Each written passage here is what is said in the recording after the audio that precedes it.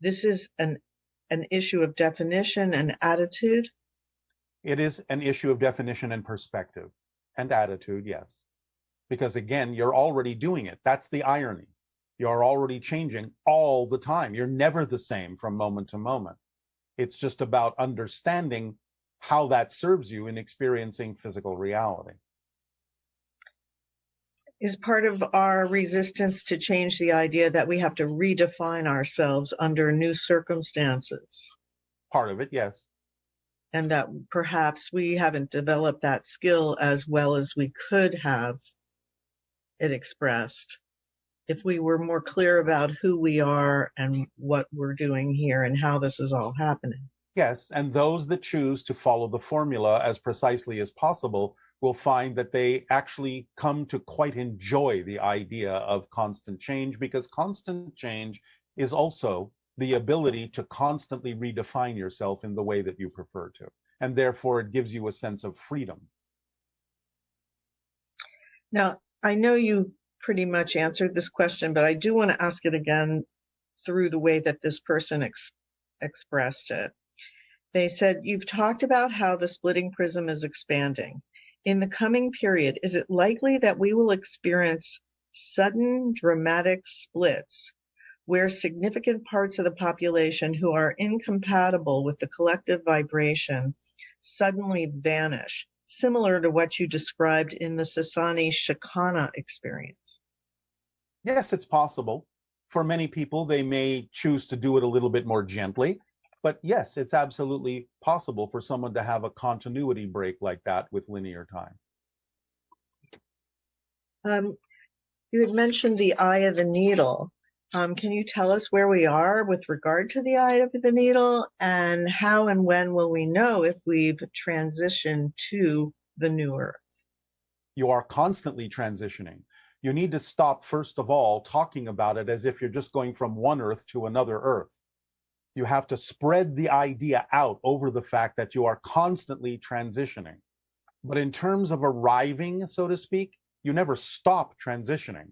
It's just that you will start to notice eventually that the versions of Earth you are transitioning through, you are shifting through, will be more representative of the kind of reality that you prefer, will be rife with synchronicity to your advantage, will be joyful and constantly creative. So you will know when you arrive at the time stream of the different versions of Earth that you will continue to go through, that'll be more and more reflective of that state of being. You will recognize it, but that doesn't mean you've stopped shifting. It doesn't mean you've stopped going from one version to another. It's just that you have constantly now gotten to the point where you choose only versions that reflect the idea of what we just described. And is there anything you can share with us about the things that are happening sort of behind the scenes that are increasing the probability of certain events on the planet?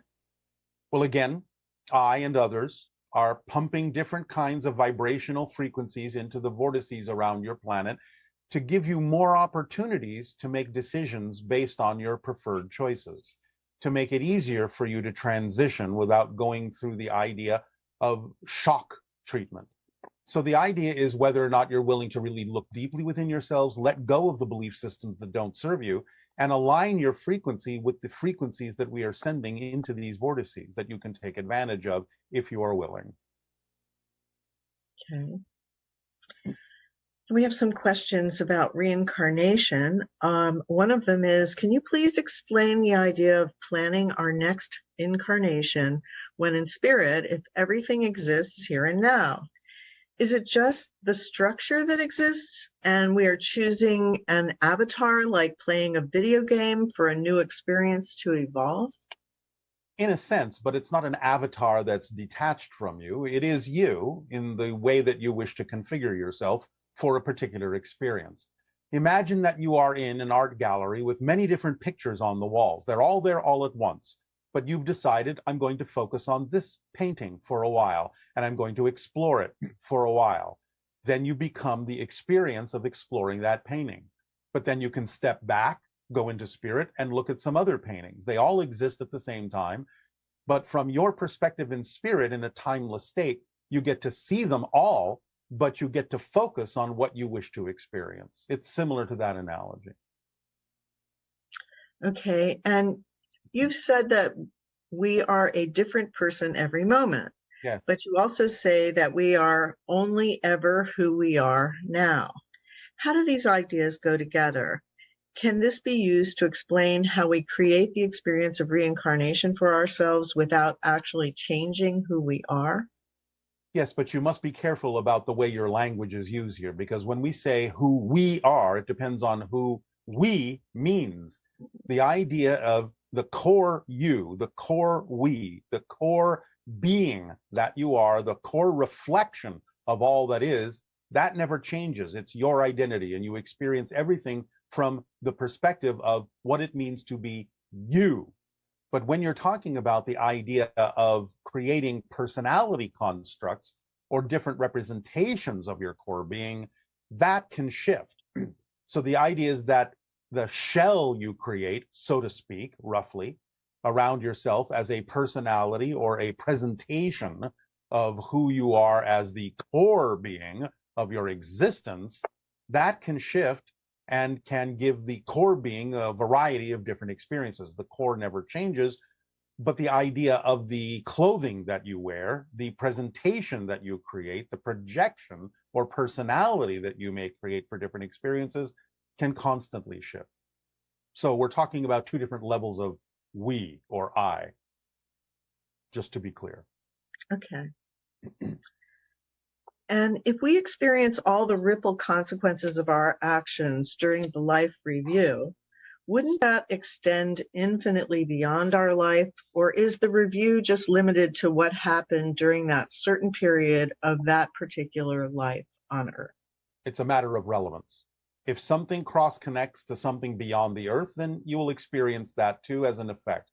But the idea is there is a high degree of probable relevance to the idea of this specific life as this specific personality. And generally speaking, it usually remains focused on that particular personality experience because the rest of it simply isn't relevant. And in your last transmission, you spoke about life review experience can feel traumatic in some ways to the spirit, but at other times you've said that we experience this process without any negativity or self-judgment. Can Yes. you elaborate on this and help us understand and release any potential and fear around it? This may not be something that you can truly understand until you experience it yourself.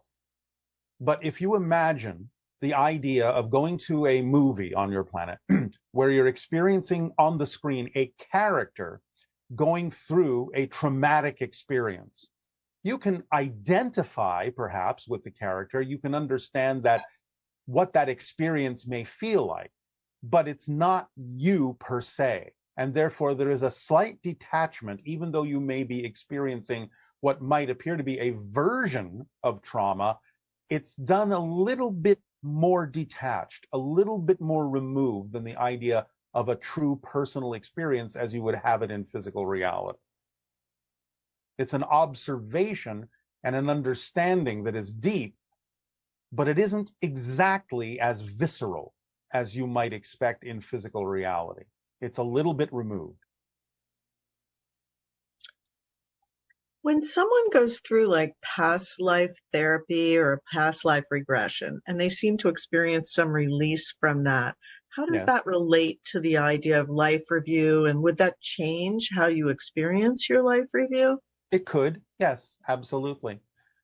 So the idea, again, is to understand that you make cross connections to other beings who exist at the same time you do, and therefore a so-called past life memory or a past life connection may simply act as a catharsis for you to let go of certain things that had to do with why you connected to that person's experience in the first place, and make it no longer necessary for you to continue to connect in the way that you did.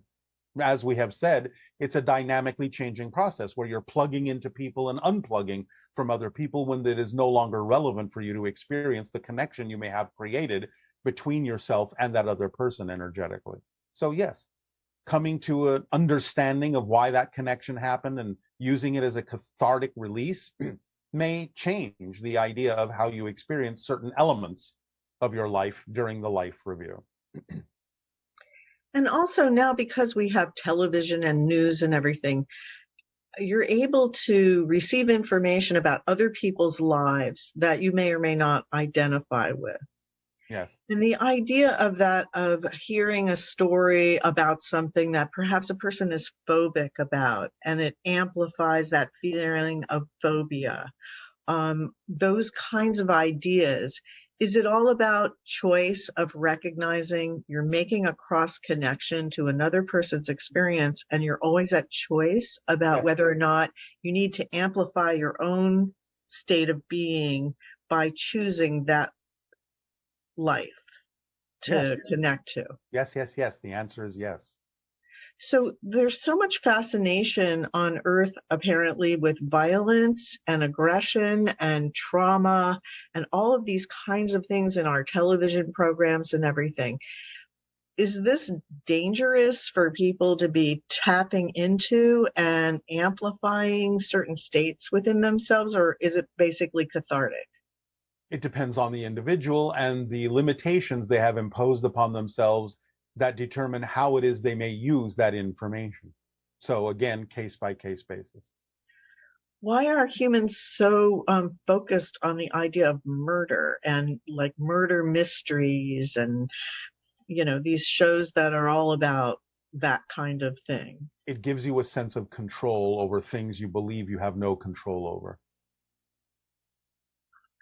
So it's just challenging to be a human being on Earth where there's a lot of violence, and basically these are coping mechanisms for Yes, us. yes, yes, they can be.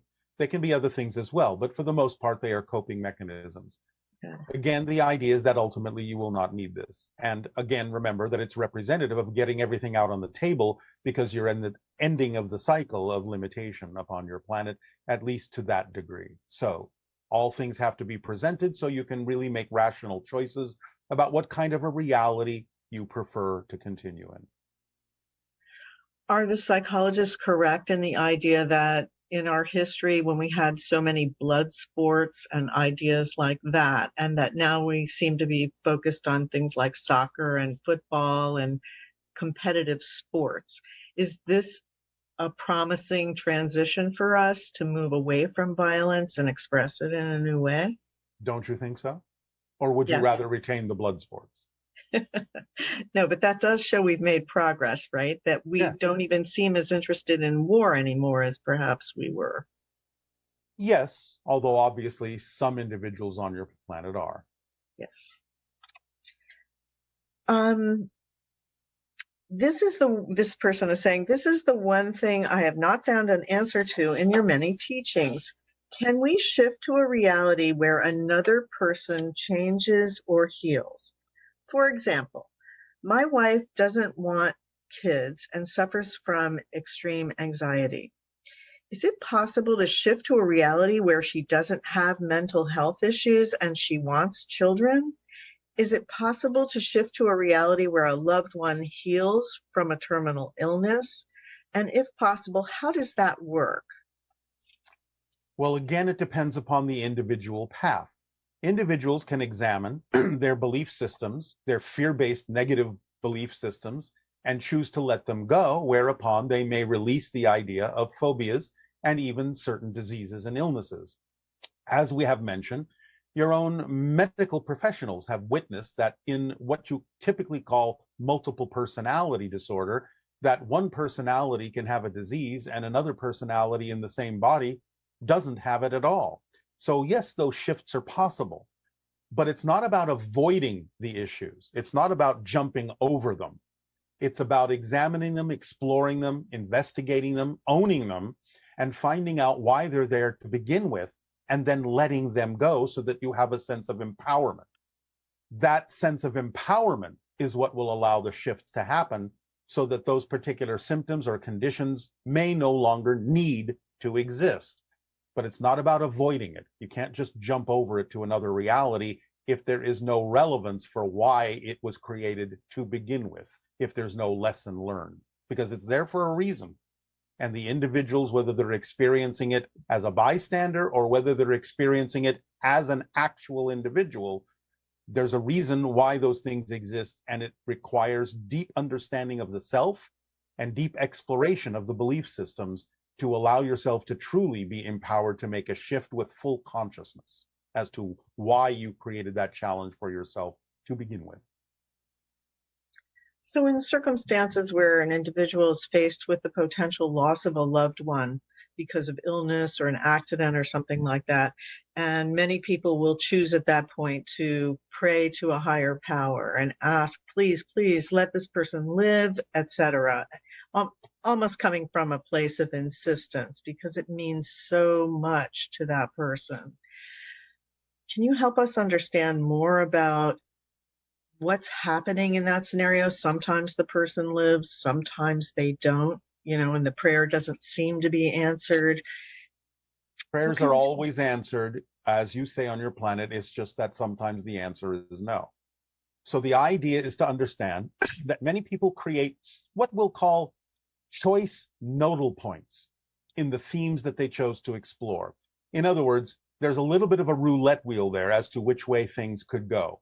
So appealing to the idea is an exploration of the possibility that some of those nodal points may exist in the present circumstance or situation, and that a person might have set up the idea of the possibility of choosing a different path. So it's an appeal to the idea to explore whether that is so, or whether they have truly set themselves on a path that is irreversible. Yeah, it's so fascinating because for some people, it just seems like they lose the person that they love the most, and it might be early in life, and it has a huge impact upon them. And some people are able to reinvent their lives going forward. Yes. And for others, somehow miraculously, the other person is saved and they go through a completely different experience. These are all by certain forms of agreements, whether those agreements are made prior to the life or during. And there is purpose to everything and lessons to be learned in all of it. You have to look for them. You have to be open to them. So even the idea that someone may feel abandoned by the person who died, particularly in early childhood, if they lose a parent or something like that, the challenge or the lesson, or one lesson that one can learn from that kind of experience would be what? Nothing actually leaves you. Everything is here and now, and it's about learning a different way of connecting and communicating with someone who has shifted in the way that they present themselves. The idea of teaching a child that there is a loss is what creates the sense of abandonment. But if there is no understanding that things are lost, but simply now operate on a different frequency that encourages you to stretch your senses into that frequency, it can become a powerful and profound learning experience of connection on a different level, back into the spirit, back into the true core of your being. Thank you. This person is saying, I have shifted to a world which has very little hope and a lot of suffering. My friends, family, and countrymen are struggling and desperate. I can't help but feel responsible for their suffering since I would have to have shifted all of us to that reality with my beliefs. And what horrible beliefs they would have to be for me to be having this experience. That responsibility holds me back from shifting to a more positive experience because of guilt. How can I get out of this cycle? First, by not being arrogant enough to think that you actually shifted anyone but yourself. You can't do that. The idea is you're not responsible for their choices. You can only be responsible to people to be yourself. You cannot be responsible for anyone else. They're making their choices. You can share guidance and ideas that may give them the options to choose different things. But if you are choosing to experience suffering and you wind up among others who are also experiencing that, they have each individually made the choice for whatever reason to be in that experience with you by agreement. You have not taken them there. You are not capable of taking anyone anywhere except yourself. So let go of the guilt that you are responsible for all those people. You don't have that power.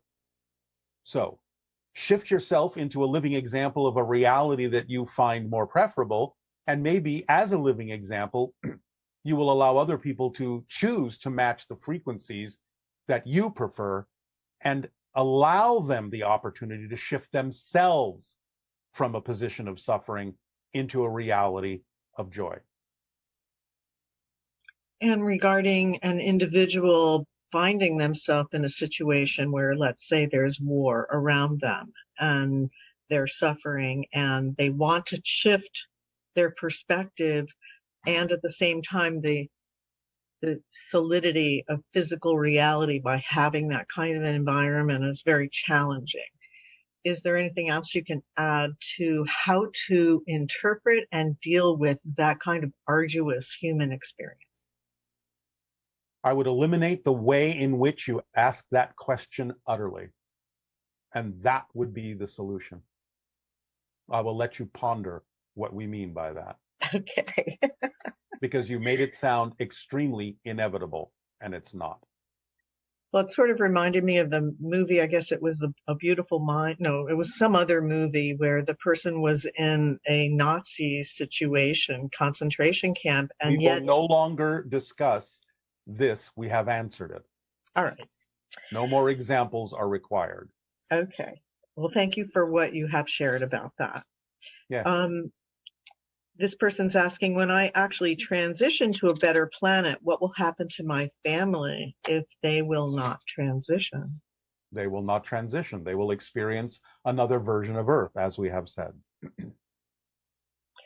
And you've mentioned that we create our versions of of others with our own energy, filtered by our beliefs, such that we don't necessarily receive everything that they are sending us.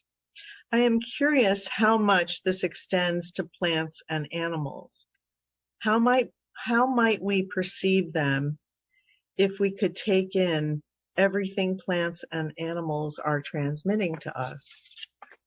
You might perceive them similarly to some experiences that many of you have when you ingest teachers of the earth and go into altered states where you suddenly see more of the plant or more of the animal in terms of its spirit level, its energy level, so on and so forth. That is how you could perceive more of them. And then you talk a lot about finding our unconscious negative beliefs, but do we also have unconscious positive beliefs? Are those activated when we are expecting something unpreferred to happen, but instead we are pleasantly surprised by a positive experience? Yes, very often you may keep positive beliefs in a repository in your unconscious mind, and as a backup system for when you need them to break through the subconscious into your conscious mind the most. So sometimes that will be a mechanism many of you will employ to remind yourselves that you can choose to focus on the positive, even in the midst of what appears to be dire situations, and that things can shift around that and reflect back to you the idea that you have that so-called safety valve within you. And people often talk about self-trust, saying things like, trust your flow, trust your inner wisdom. But what parts of ourself should we trust, and what parts should we question or doubt? Can we trust what feels good and right to us? And is it true that our thoughts that feel better to us are more aligned with our higher self? Not necessarily, because people on your planet can fool themselves and can say, oh, this feels good, but what they're doing can actually be very negative. It's just that they are soothing themselves so they don't have to face the fact that they know deep down that what they're doing is negative.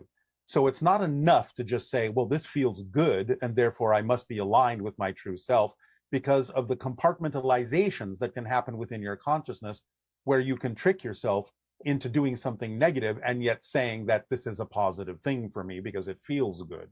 So I would suggest that you always pay attention to why something feels good and really go into an investigation to make sure that it is truly aligned with your core preferential self, your core vibration, and don't just take it for granted that it is. Because again, on earth, you can fool yourself. So take the time to make sure that what you are actually doing is aligned with that vibration of your truth, your core. So is it true then that you can't fool the universe, but you can fool yourself? Absolutely. This is the planet of fools. And it's all sort of like an equation of all your beliefs and your responses to the reality that determine the frequency of your being. Yes. And For that, example, when I said yours is the planet of fools, there are some that will understand that laughter goes with that, and there are some that will take offense to it. And that means you already have a set up system of belief systems that determines how you choose to react to it. So that's a good test. and is that part of our evolution also to be able to discern when we are fooling ourselves and when we're not? And the real litmus test is the reading by the universe of our vibrational state. It's all about how you react to what happens. Remember, it's not about what happens, it's about what you do with what happens that determines the truth of your being. So knowing that this is a projection of consciousness and the underlying mechanisms of how we're able to experience this can help bring you back to center. Yes. And help you change the way you respond to things that happen that may not be your preference. Exactly. Because again, if you know that everything is there for a reason, then even things you don't prefer will be looked at objectively. And by staying in the positive state, you will extract the benefit from why it is there. But it takes self-examination and self-realization to be able to stay in a balanced state and know that you can use anything and everything that happens to your advantage. And this next question actually is being answered as you speak, which is, can you help us understand how we can more consistently hold the preferred version of ourselves without flip-flopping back to the old versions of ourselves so we can allow the preferred versions to manifest more quickly? Again, remember the motivational mechanism, because you always choose what you believe serves you. So if you know that you're choosing things that don't really serve you, look at the belief system to find out why you believe it does serve you. And that can mean why it prevents you from experiencing what you believe might be a worse situation, even though it might not actually be. So always go to, why do you believe what you believe? Why is the motivational mechanism to believe what you believe? Why is it there? What have you attached to it that makes you believe and act in the way that you do? Again, self-examination. We have a couple questions regarding transgender.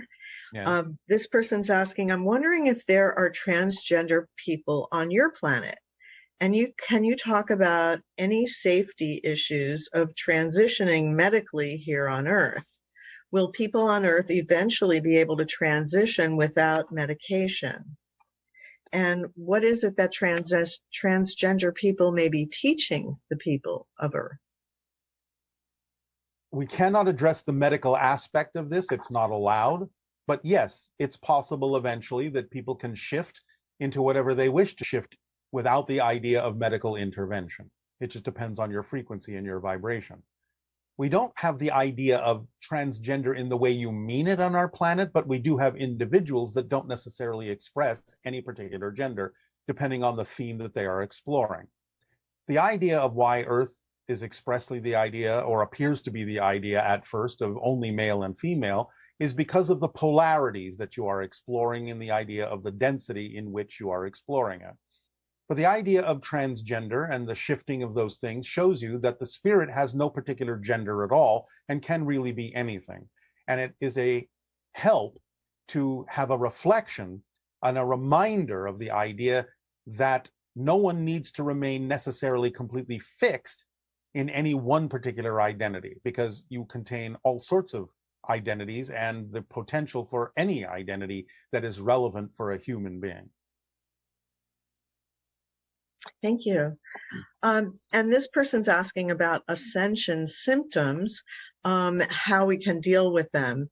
If they're just the product of negative beliefs. For example, this person is feeling over the moon, excited one day, and then the next day they have a headache, they feel lower, and it's gotten better over time, but they just keep wondering, why does that happen?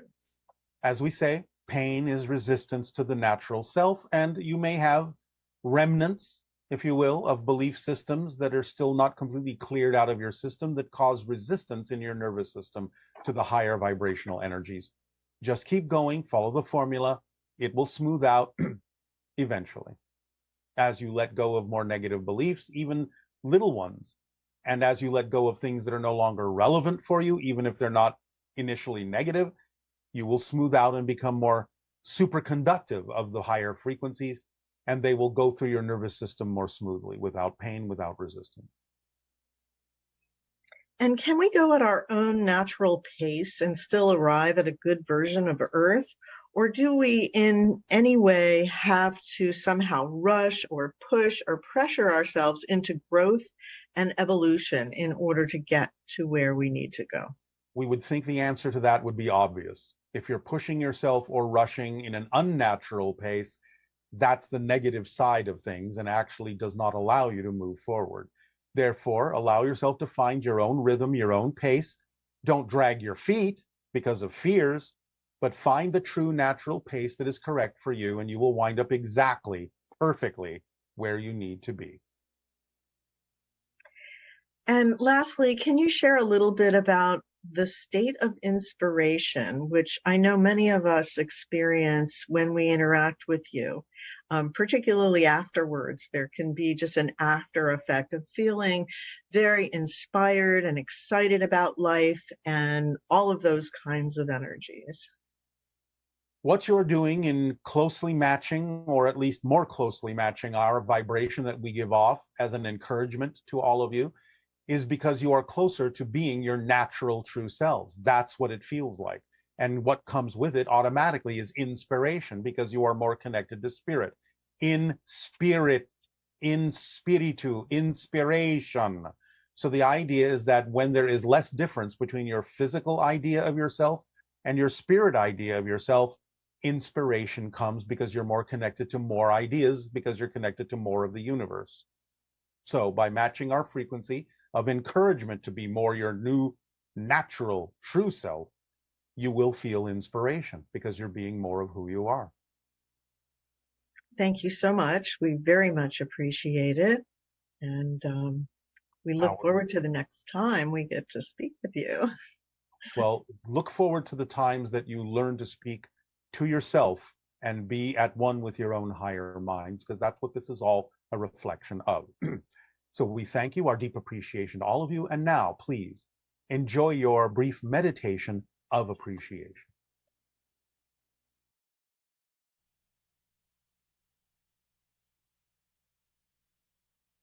And now, we will encourage you to relax, use whatever techniques of light